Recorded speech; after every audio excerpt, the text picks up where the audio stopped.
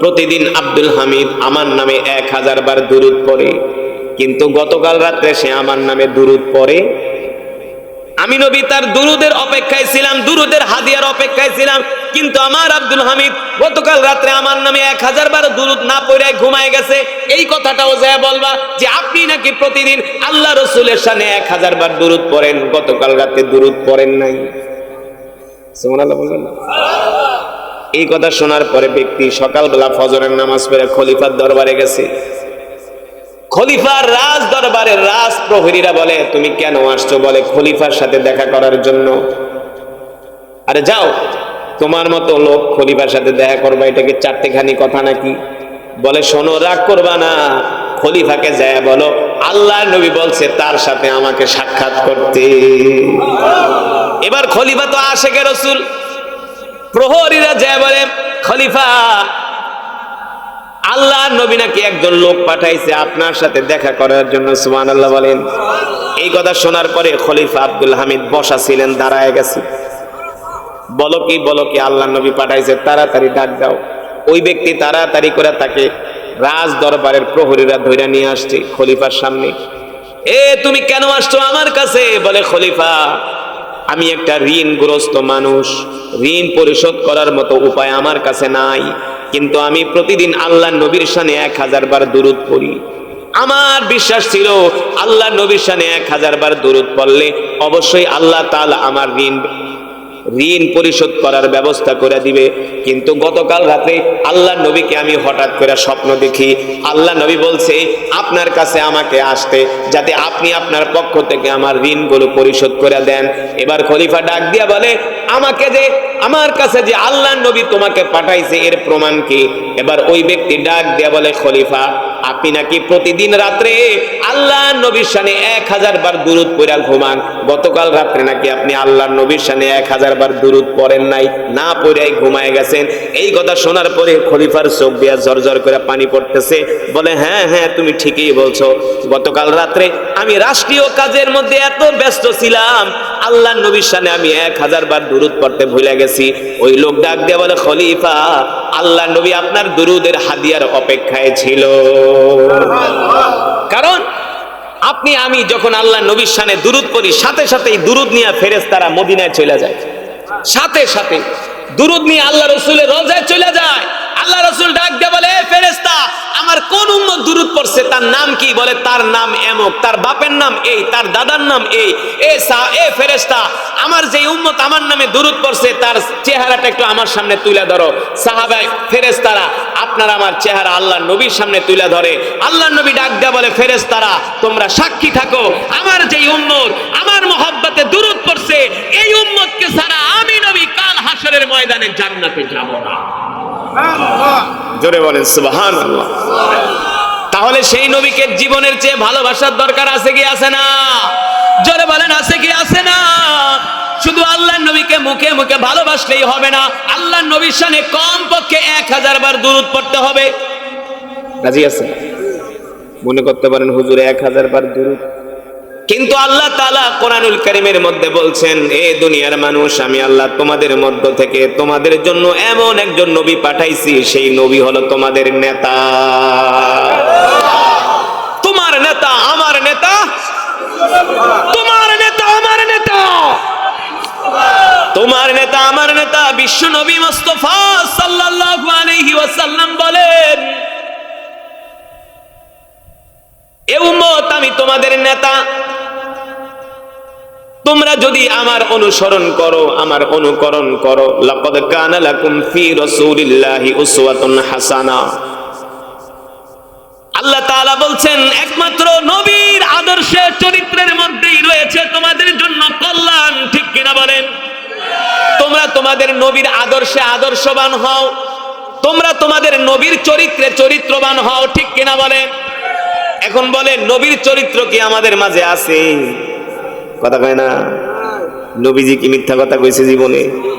কিন্তু আমাদের দেশের নেতারা তো মিথ্যার ফ্যাক্টরি নিয়ে বসে থাকে, আমরা তো মিথ্যার ফ্যাক্টরি নিয়ে বসে থাকি।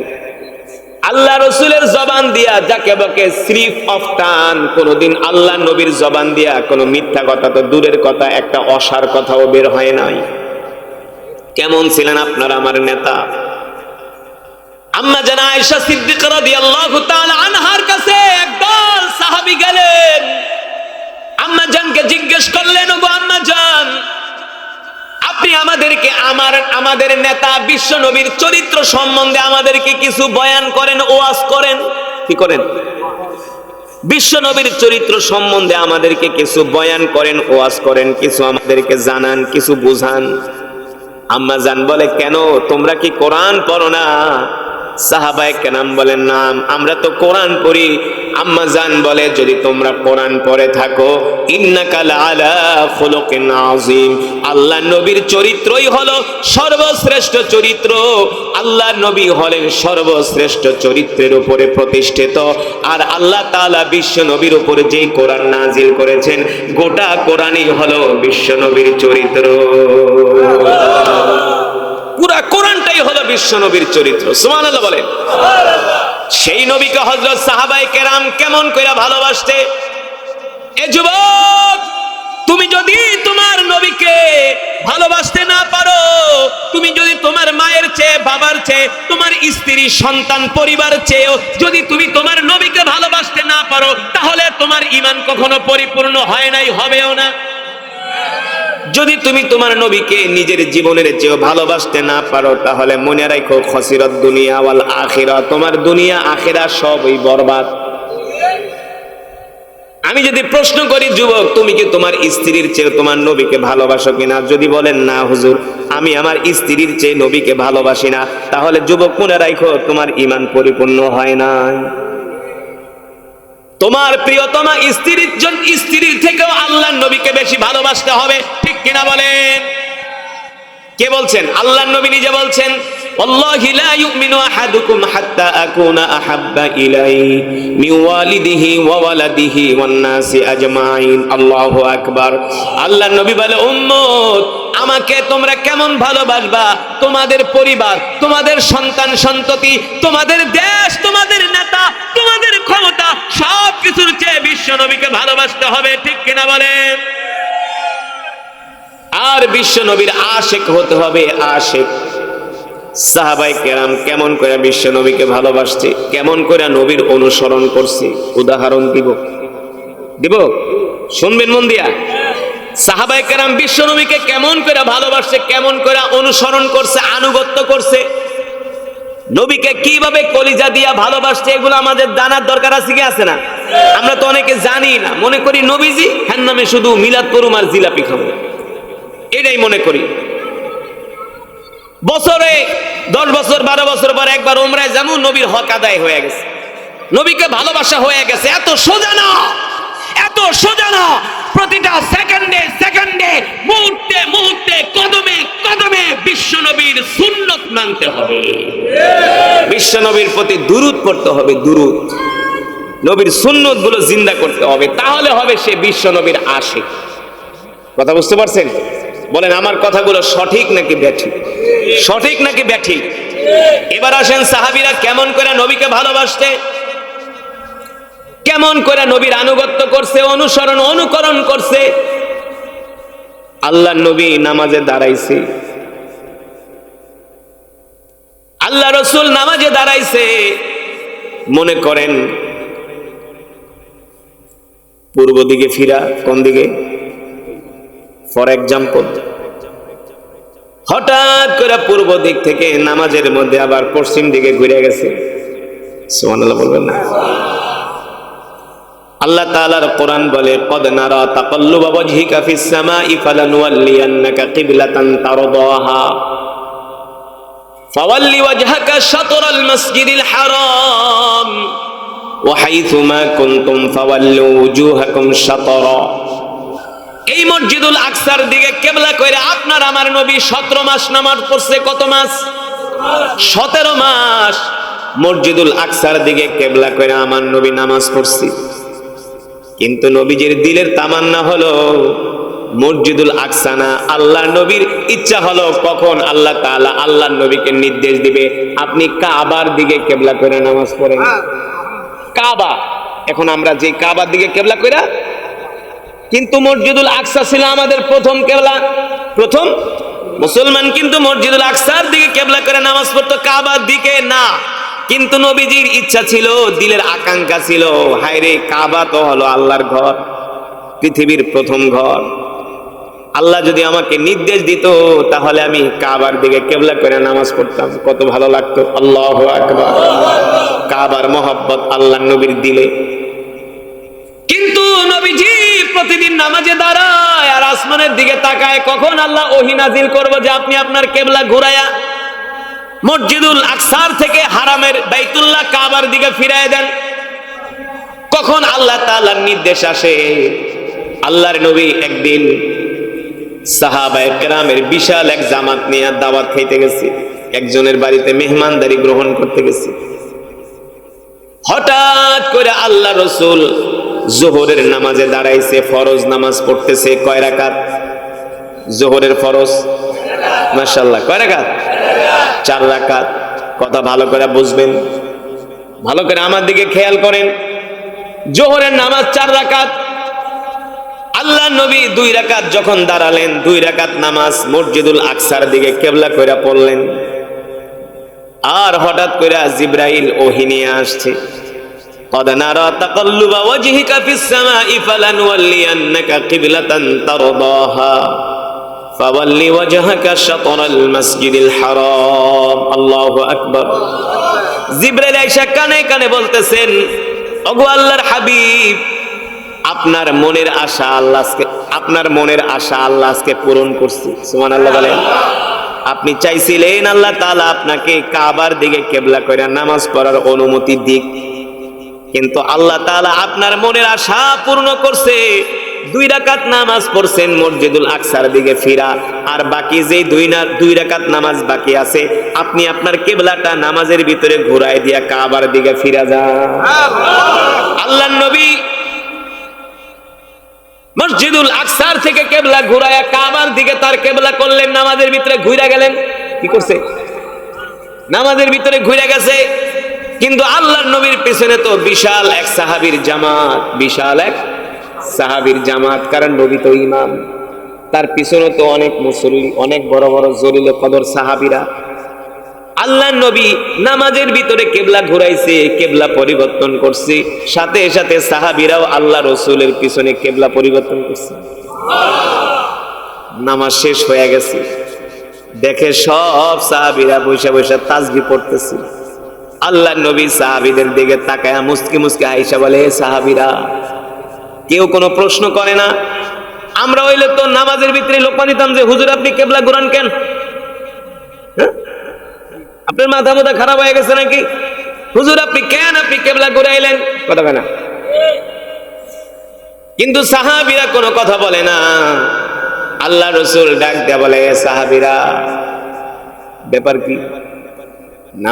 নামাজে দাঁড়াইলাম মসজিদুল আকসার দিকে, মসজিদুল আকসার দিকে কেবলা কইরা চেহারা আকসার দিকে ঘুরা সোজা করে নামাজে দাঁড়াইছি। 2 রাকাত পড়লাম মসজিদুল আকসার দিকে, কিন্তু নামাজের ভিতরে আমি আমার আবার কেবলা ঘুরায়া কাবার দিকে ফিরাই দিলাম। তোমরা কেন কেবলা ঘুরাইলা? সাহাবায়ে কেরাম কোনো কথা বলে না। আমি তো কেবলা ঘুরাইছি, আমার কাছে ওহী আসছিল, জিবরাইল আইসা আমাকে বলে দিতেছে, ওগো নবী 2 রাকাত নামাজ পড়ছেন মসজিদুল আকসার দিকে কেবলা কইরা, আর বাকি 2 রাকাত পড়েন কাবার দিকে কেবলা কইরা। আমার কাছে ওহী আসছে, এই কারণে আমি আমার কেবলা ঘুরাইছি, কেবলা পরিবর্তন করছি। কিন্তু তোমরা কেন কেবলা পরিবর্তন করলা? তোমাদের কাছে কি ওহী টহী আসছে নাকি? সুবহানাল্লাহ বলেন।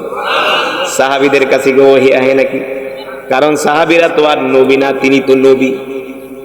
আমি তো কেবলা ঘুরাইছি ওহী আসার কারণে, তোমরা কেন কেবলা ঘুরাইলা? তোমাদের কাছে তো কোনো ওহী আসে নাই, তাহলে তোমরা কেবলা কেন ঘুরাইলা?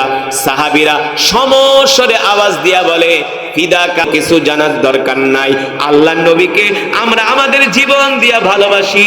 আল্লাহর নবী কেবলা ঘুরাইছে, আমরাও আল্লাহর নবীর মহব্বতে কেবলা ঘুরাইয়া দিছি। কোনো প্রশ্নের প্রয়োজন নাই, কোনো প্রশ্নের প্রয়োজন নাই। শুধু এখানেই শেষ নয়, আল্লাহর নবী নামাজে দাঁড়াইছে, পিছনে সাহাবায়ে কেরামের বিশাল এক জামাত। নবীজি নামাজ পড়তেছে, হঠাৎ করে জিবরাইল আসছে। জিবরাইল আমিন আয়েশা বলে, ওগো নবী, আপনি যে জুতা পরে নামাজ পড়তেছেন, জুতার নিচে নাপাকি লেগে আছে। নাপাকি লাগলে তো ওই জুতা পরে নামাজ হবে? ওগো নবীজি, আল্লাহর হাবিব, আপনি আপনার পায়ের জুতাটা খুইলা ফেলান, আল্লাহ আপনাকে নির্দেশ দিয়েছে। সুবহানাল্লাহ বলেন। বিশ্ব নবী রাহমাতুল লিল আলামিন সাথে সাথে পায়ের জুতা খুইলা ফেলাইছে। পিছনে যত সাহাবী ছিল সবাই জুতা খুইলা ফেলাইছে। নামাজ শেষ হয়ে গেল। আল্লাহ রাসূল ডাক দিয়ে বলল, সাহাবীরা রে, আমি তো জুতা পরে নামাজে দাঁড়াইছিলাম, তোমরাও জুতা পরে নামাজে দাঁড়াইছো। আমি তো নামাজের ভিতরে জুতা খুলছি, আমার কাছে ওহী আসছে, আমার জুতার পিছনে, আমার জুতার নিচে নাপাকি লাগা ছিল, এটা আমি জানতাম না, দেখতাম না, দেখি নাই। জিবরাইল এসে আমাকে বইলা দিছে, আল্লাহ তাআলা পাঠাইছে, ও জিবরাইল, যাও যাও আমার হাবিবকে বইলা দাও, আমার হাবিবের জুতার নিচে নাপাকি লেগে আছে। এই কারণে ওহী আসার কারণে নামাজের মধ্যে আমি আমার জুতা খুইলা ফালাইছি। তোমরা কেন তোমাদের জুতা খুলছো? তোমাদের কাছে কি ওহী আসছিল কিনা? সাহাবায়ে কেরাম বলে, গো আল্লাহর নবী, ওহী আসার দরকার নাই, কোনো কিছু জানার দরকার নাই, বোঝার দরকার নাই। আল্লাহর নবী তার জুতা মোবারক, আমাদের জুতাগুলো খুলে ফেলেছি। ওগো নবী, আমরা আপনাকে আমাদের জীবনের চেয়েও বেশি, এত কিছু জানার বোঝার দরকার নাই, আমরা আপনাকে ভালোবাসি। এই হলো ভালোবাসার নমুনা। আর আমরা আল্লাহ রসুলকে মুখে মুখে ভালোবাসি, আমাদের মাঝে রসুলের সুন্নত নাই। কয়জন মানুষ মেসওয়াক করে নামাজ পারবা কেমনে? বর্তমান সায়েন্স ডাক্তাররা বলে, যারা দাঁড়ায় পেশাব করে তাদের কিডনি খুব তাড়াতাড়ি বিকল হয়ে যায়। বিকল, যে দাঁড়ায় পেশাব করবে আর দাঁড়ায় পানি খাবে, ওর কিডনি 40 বছরের আগে ড্যামেজ হয়ে যাবে। ড্যামেজ। বাংলাদেশে এত কিডনি রোগী কেন? আপনি কিডনি হসপিটালে যান, কিডনির যে ডক্টর বিশেষজ্ঞ, ওর চেম্বারে যান, দেখবেন ওই লোক রাত 2টা পর্যন্ত রোগী দেখে। এত রোগী, কিডনি শেষ, বয়স 20, 22, 25 বছর, 30 বছর, কিডনি শেষ, ড্যামেজ। কারণ কি? ওই দাঁড়ায় দাঁড়ায় প্রস্রাব করে, দাঁড়ায় দাঁড়ায় পানি খায়, গট গট করে এক বোতল নিয়ে খাইতে আছে গরুর মতো। অথচ আল্লাহ রসুল বলে, তোমরা 3 ঢোকে পানি খাও। রসুল সব শিখায় গেছে, আল্লাহ নবী সব শিখায় গেছে যে তোমরা 3 ঢোকে পানি খাও, আস্তে আস্তে পানি খাও, বিসমিল্লাহ বলে পানি খাও। আর আমাদের বর্তমানে মুসলমান যুবকরা কি করে? পানির বোতল একটা নিয়ে মুখ কাটা খুললা গটগট করে খাওয়া শুরু করে। এতে করে এই পানি যে স্পিডে পেটে যায়, কিডনি পানিটাকে পরিশোধন করতে পারে না। কিডনি তো পানিটা তো সেকে আস্তে আস্তে করে আপনার পাকস্থলীতে যায়, পুরো বডিতে পানিটা অ্যাবজর্ব হয়, সার্কুলেশন করে। জোরে দিলে কিডনি পারে না, পানিটা সেকতে পারে না, ওই সময় কিডনির উপরে এফেক্ট পড়ে, এফেক্ট। এতে করে কিডনি নষ্ট হয়। আর দাঁড়ায় প্রস্রাব করলে কিডনির উপরে চাপ পড়ে, চাপ পড়লে কিডনি নষ্ট হয়ে যায়। আল্লাহ রসুল দেখেন সব আমাদেরকে শিখায় গেছে, কিন্তু আমরা দাঁড়ায় পেশাব করি। কয়জন মানুষ দস্তরখানা বিছায় ভাত খায়? কোন কয়জন মানুষ নবীর তরিকায় খাবার খায়? আল্লাহ নবী বলছে 3 ভাগ খাও, 1 ভাগ খালি রাখো। আমরা তো বিয়ার অনুষ্ঠানে যায় গরুর গোস্তের লেগা মারামারি লাগায় দিই, খাইতে পারবো না, 3 পিস লয় 10 পিস, 2-3 পিস খায়া বাকিটা ফালায় দেয়। আবার কিছু আছে কয় বিয়ার বাড়িতে আইছি, আজকে এমন খাওন খামু, ওরে একেবারে শেষ করে দিয়ে যাবো। কথা কয় না? বাজি লাগে, আজকে 2 কেজি খাই আলাম, যা করে আল্লাহ খা, বলাই না দে, খাইতে থাক, খাইতে পেট এত বড় হয়ে যায়, পরে আর পেট লইয়া লড়তে পারে না। পেটুক বাবু আর পেট লইয়া লড়তে পারে না। লড়বি কেমনি? ওই যে জনমের খাওয়া খাইছস। আল্লাহর নবী বলে, না না না, উম্মত এইভাবে খাবা না, 3 ভাগ খাও, 1 ভাগ খালি রাখো, জীবনও তোমার কোনোদিন রোগ হবে না। ঠিক কিনা বলে? যেই মানুষ বেশি বেশি খায় ওর বেশি বেশি রোগ, বেশি। যেই মানুষ পরিমিত খাবার খায়, আহার গ্রহণ করে, ওর রোগ নাই।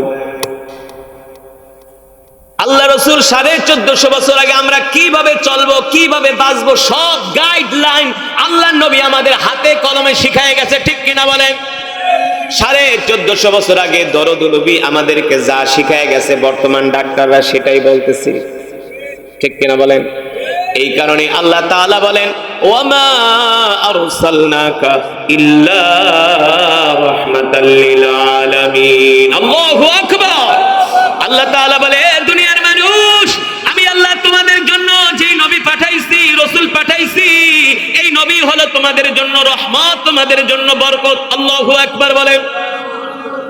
সেই নবীকে নিজের জীবনের চেয়েও ভালোবাসতে হবে, পরিবারের চেয়েও ভালোবাসতে হবে। শুনেন মা বোনেরা, ভালো করে শুনে রাখেন, বাবাজিরা শুনে রাখেন, যুবকরা ভালো করে শোনো।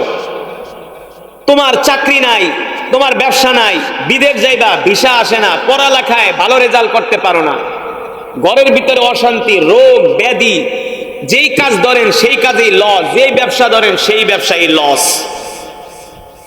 এই সমস্ত সমস্যা থেকে যদি বাঁচতে চান, আজকের মাহফিল থেকে বইলা গেলাম, প্রতিদিন কমপক্ষে আল্লাহ নবীর নামে 1000 বার দুরূদ পড়েন। কয় হাজার?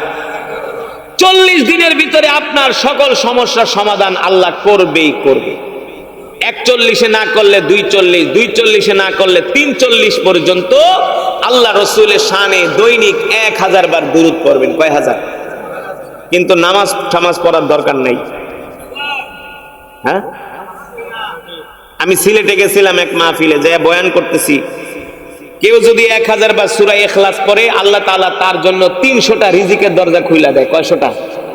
হাদিস শরীফে আসছে 1000 বার দুরূদ যদি কেউ পড়ে, আল্লাহ তার জন্য 300টা রিজিকের দরজা, একটা বন্ধ হইলে আর একটা ওপেন, একটা ক্লোজ হইলে আর একটা ওপেন, 300টা দরজা আল্লাহ খুলে দেয়। বিশ্বাস করেন না? কয় হাজার বার সূরাতুল ইখলাস? কয় হাজার বার? 1000 বার। কয় হাজার বার? তো সিলেটে একজন যুবক আইসা কয়, হাবিব সাহেব, খারি সাহেব, আমার লেগে দোয়া করুক, আমি একটু লন্ডন যাইয়াম, কিন্তু আমি তো ভিসা পাইছি না রে বা, খিবা করে লন্ডন যাইয়াম। আমি কই তুমি 1000 বার দুরূদ পড়ো আল্লাহ রসুলের নামে। তয় গেছে বাড়িতে যায় তসবিহ কিনছে, কিনা এখন লন্ডনের ভিসা লেগে অ্যাপ্লাই করে, এমবেসি থেকে শুধু রিজেক্ট করে, ভিসা দেয় না। তিক্ত বিরক্ত হয়ে গেছে। পরে আমার কথা শুই না বাড়িতে যায় তসবিহ কিনছে, 1000 দানার তসবিহ, 1000 দানার। এখন প্রতিদিন রাত্রেবেলা ঘুমানোর আগে 1000 বার সূরা ইখলাস পড়ে প্রতিদিন। আমি বলছি 40 দিন আমল করো, 41 না হইলে 240, 240 না হইলে 340। তোমার রিজিকে যদি আল্লাহ ভালো কিছু রাখে, লন্ডনের ভিসা যদি তোমার কপালে আল্লাহ রাখে, অবশ্যই তুমি পাবাই পাবা। এটা পরীক্ষিত একটা আমল, পরীক্ষিত একটা আমল। তো সে সূরা ইখলাস পড়ছে। আমি আবার 6 মাস পরে গেছি সিলেটে এক প্রোগ্রামে, আইছে খিতা খইলা খাই সাহেব 1000 বার 340 দিন তো আমি সূরা ইখলাস পড়লাম রে বা, কিন্তু ভিসা তো পাইলাম না, তুমি খিতা শিখায় দিয়া গেলা। আমি বলি তুমি কি সূরা ইখলাস সত্যি পড়ছিলে 1000 বার? একটা কথা গাও, 1000 দানার তসবিহ কিনছি আর তুমি খিতা মাতমা তো আমার নাই।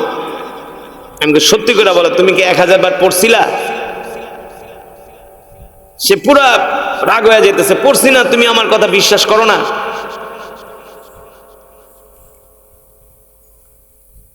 পরে আমি কই শোনো, তুমি 340 যদি 1000 বার সূরা ইখলাস পড়ে থাকো, আসমানের মালিক তো তোমার একটা ফয়সালা করবেই করবে, এটা তো সন্দেহ থাকার কোনো কথা না। এখন তুমি যে 1000 বার সূরা ইখলাস পড়ছো, ঠিক আছে, প্রতিদিন রাত্রে নামাজটা কি ঠিক মতো পড়ছিলা? এখন পাশের থেকে চাস্তো বেকা, হুজুর নামাজ কিন্তু ঠিক মতো পড়ে নাই, নামাজ পড়ে নাই। আপনি নামাজ না পড়ে সূরা ইখলাস পড়লে কোনো লাভ হবে? আগে নামাজ পড়তে হবে, আগে নামাজ পড়তে হবে। তবে দুরূদ এমন একটা আমল, দুরূদ পড়লে এই সওয়াব আপনি পাবেন। দুরূদ এমন একটা আমল, এই দুরূদ পড়লে আল্লাহর দরবারে এই দুরূদ সাথে সাথে কবুল হয়ে যায়। একবার যদি আল্লাহ রসুলের সামনে দুরূদ পড়েন, সাথে সাথে আল্লাহ 10টা গুনাহ মাফ করে দেয়, আপনার 10টা মর্যাদা বাড়ায় দেয়, জান্নাতে যাওয়ার জন্য 10 কদম পথ আল্লাহ। কিন্তু মুসলমানদের খলিফা আব্দুল হামিদ রহমাতুল্লাহি আলাইহি কত বড় রসুলের আশিক ছিলেন, কতটা নবীকে ভালোবাসতেন, সব সময় আল্লাহ রসুলের শানে দুরূদ পড়তেন, কদমে কদমে আল্লাহ নবীর সুন্নত গুলো মেনে চলতেন। আল্লাহু আকবার। খলিফা সুলতান হামিদ রহমতুল্লাহি আলাইহির রাজ্যের মধ্যে একজন লোক, তিনিও আশিকে রাসূল। তিনি ঋণগ্রস্ত হয়ে গেছে। ঋণ পরিশোধ করার মতো অর্থ তার কাছে নাই। এত চেষ্টা করে ঋণ পরিশোধ করতে পারে না। কিন্তু এই কোরআনের জন্য বিশ্বনবী উহুদের ময়দানে দান মোবারক শহীদ করছে। ঠিক কিনা বলে? আমরা প্রিয় নবীজিকে ভালোবাসি কি বাসি না? কতটুকুন? নিজের জীবনের চেয়েও। ঠিক কিনা বলেন? হযরত সাহাবায়ে কেরাম রিদওয়ানুল্লাহি তাআলা আলাইহিম আজমাইন, আল্লাহর নবীকে হযরত সাহাবীরা নিজের জীবনের চেয়ে বেশি ভালোবেসেছেন। এই কোরআনের তেলাওয়াত শুনে সাইয়েদনা ওমর ইবনুল খাত্তাবের মতো সাহাবী আল্লাহ রাসূলের হাতে হাত রেখে কালেমা পড়ে মুসলমান হয়ে গেছে। অথচ গরু খাওয়া মুসলমান ওরে কোরআনের মজমায় পাওয়া যায় না, মসজিদে পাওয়া যায় না, পাওয়া যায় শুধু চার দোকানে। 3 ঘন্টা বয় আর বিড়ি টানে আর বাংলা সিনেমা দেখে। কথা কয় না? আপনাদের এলাকায় আছে কি আছে না? আমগো এলাকায় বহুত আছে। এখন কমছে। তুমি 3 ঘন্টা বসে বসে বাংলা সিনেমা দেখতে পারো, ওই সময় আর তোমার কোমরে ব্যথা হয় না। ওই সময় কোমরে খুব ক্যালসিয়াম, শরীরে খুব জোর। মসজিদের কোনায় বসে কোরআন পড়ো, কোরআন দেখবা দিলের মধ্যে শান্তি লাগবে। জিকির করো, জিকির, নিজেকে বাদশা মনে হবে। ওইদিকে নাই, খালি ফাও আড্ডা। রাগ করতেছে? রাগ করলে আপনাদের হাতে ধরি, পায়ে পড়ি। রাগ করে না। এই অভ্যাসগুলো আছে কি আছে না? আছে কি আছে না? মসজিদে যে একটু দেরি হইলে মনে হয় কলিজা ছিঁড়া যায়। মসজিদে কত আগে বাইরে বা পুরো প্রেসার উঠে যায়। হ্যাঁ, মসজিদেতে খাড়াই জোতাটার বাইরে ঠাস করে রাখে, রাইকা টুপিটা উত্তর দিকে মাথায় দিয়া লুঙ্গিটা ধরে বাড়ির দিকে দৌড়। মনে হয় একটা নামাজ পড়া বেহেশত কামাই আলাইছে। সূরা কারাত কিছুই জানে না, বোম মারলে সূরা ফাতিহা বাইরে না। মসজিদে এসে খালি ঘরের দিকে তাকায় আর হুজুরের দিকে চোখ বড় বড় করে। এত দেরি করে কে? হুজুর এত ওয়াজ লাগবো না। আর দেখবেন নির্বাচন আইতাছে, রাত 2টা পর্যন্ত দোকানে বয়া থাকবে। রাত 2টা পর্যন্ত দোকানে বয়া খালি চা খাইবো আর নেতার গুণগান গাইবো। মুসলমান আল্লাহর বান্দারা, যে কোরআন আমি আপনাদের সামনে তেলাওয়াত করলাম, এই কোরআন হল ইন্না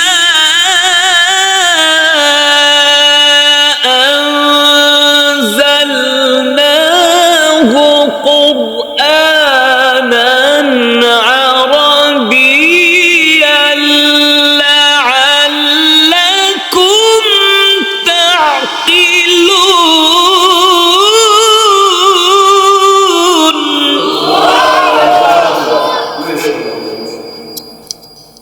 দিলে দাও দিলে আওয়াজটা।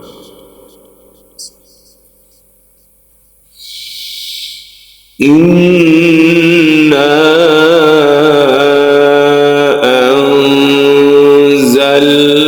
আনজালনাহু কুরআনান আরাবিয়্যা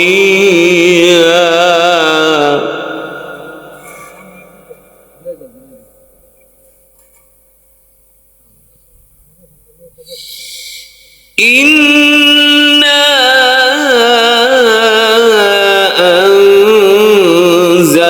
أنزلناه قرآنا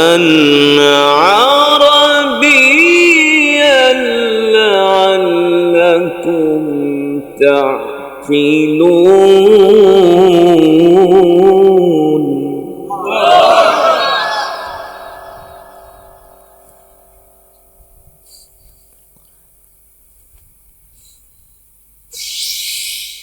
نحن نقص عليك أحسن القصص بما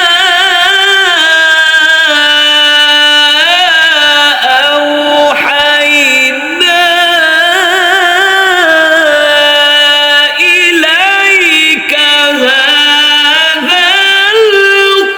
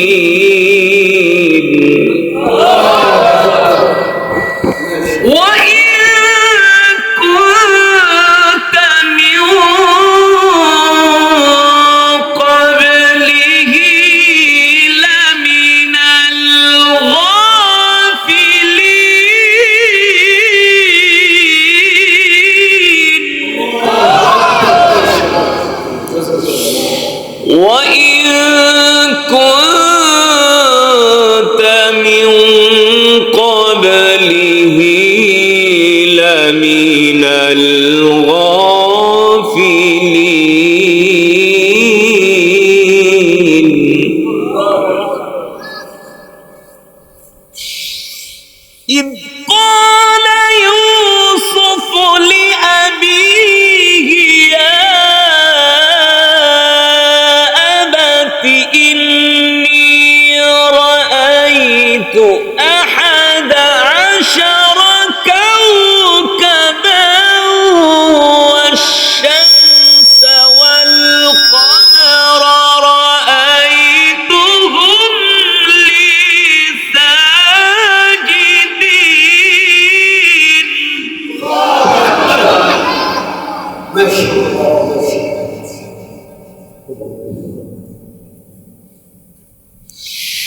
إذ قال يوسف لأبيه يا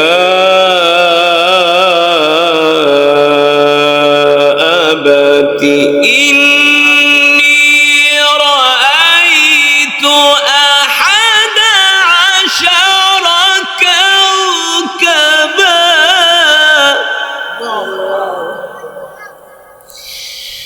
11 كوكبا والشمس والقمر 11 كوكبا والشمس والقمر رأيتهم لي ساجدين.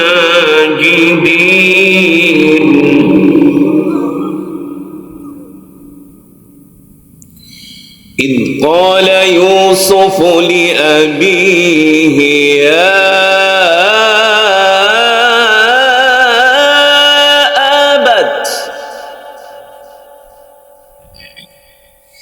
يا أبت إني رأيت 11 كوكبا والشمس والقمر رأيتهم لي ساجدين.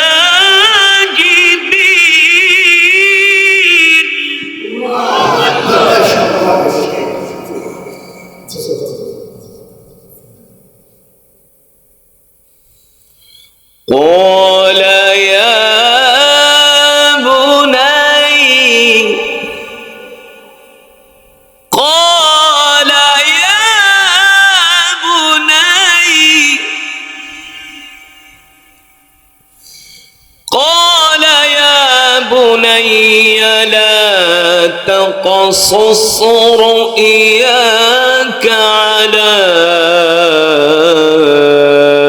إخوتك فيكيدوا لك كيدا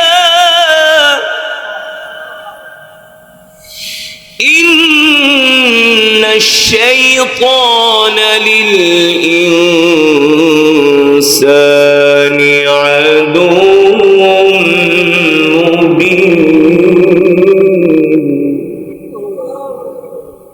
إن الشيطان للإنسان عدو مبين.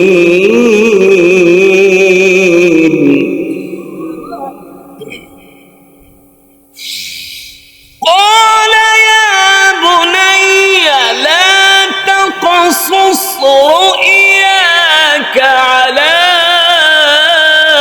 إخوتك فيكيدوا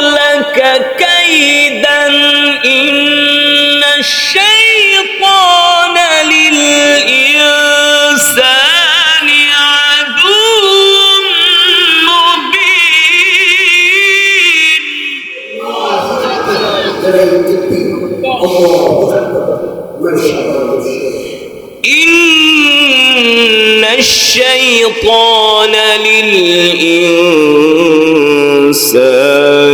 عدو مبين. الله أكبر ولله الحمد.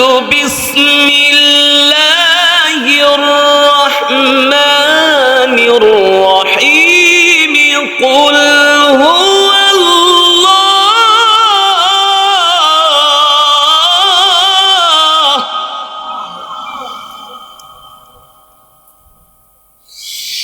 قل هو الله أحد الله الصمد لم يلد ولم يولد ولم يكن له كفوا أحد.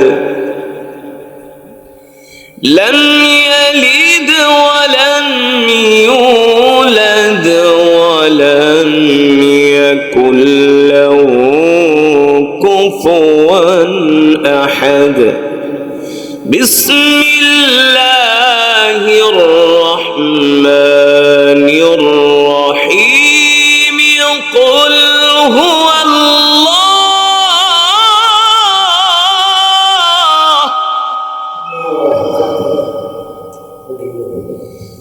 قل هو الله أحد الله الصمد لم يلد ولم يولد لم يلد ولم يولد ولم يكن له كفوا أحد. بسم الله الرحمن الرحيم.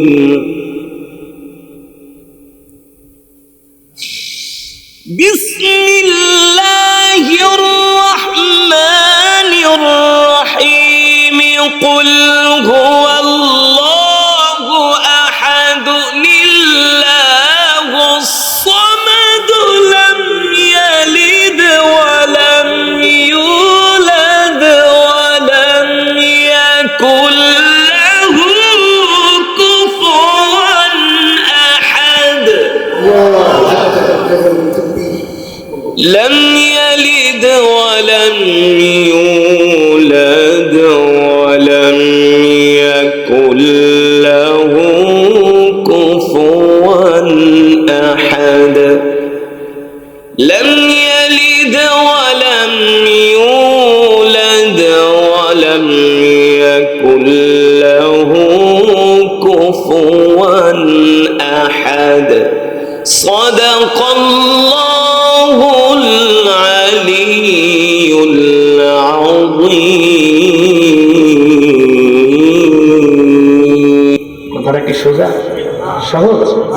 যদি সে ঈমান আনে তার মা তাকে ত্যায্য করে দিবে, ঠিক কিনা বলেন? তার